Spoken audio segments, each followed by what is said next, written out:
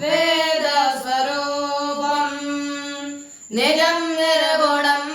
निर्विकल्पं निरीहं चिदाकाशमाकाशवासं भजेऽहं निराकारमोङ्कार मूलं तुरीयं गिराज्ञानकोटितामीशं गिरीशं करालं महाकालं कालं कृपालं गुणागार संसारपारं नतोऽहं तुषाराद्रिशङ्काश घोरं गभीरं मनोभूतकोटिप्रभाश्री शरीरं स्फुरन्मौलिकल्लो लिनिचारुगङ्गा लसद्बालबालेन्दो कण्ठे भुजङ्गा चलत्कुण्डलं सुनेत्रं विशालं प्रसन्नाननं नीलकण्ठं दयालं मृगाधीशचर्मा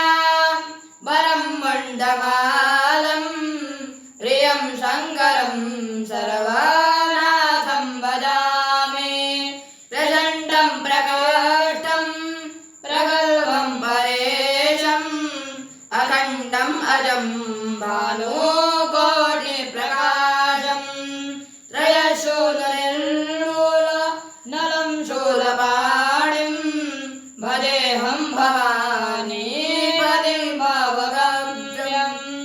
कलातीतकल्याण कल्पान्तकारी सदा सज्जनानन्ददाता पुरारे चिदानन्दसन्दोह मोहापहारी प्रसीद प्रसीद प्रभो मन्मथारे न यावत् उमानाथ पादारविन्दं भजन्ति लोके परे वा नराणम् न तावत् सुखं शान्ति शान्तापनाशं प्रसीद प्रभो सर्वभूताधिवासं न जानामि योगं जपन्नैव पूजां नतोऽहं सदा सर्वदा सम्भुतोऽभ्यं जराजन्मदुःखो घाताप्यमानं प्रभो पाहि आपन्नमामेष शम्भो रुद्राष्टकमिदं प्रोक्तं विप्रेण हरदोषये ये पठन्ति निरावक्त्या तेषां शम्भो प्रसीदति। ॐ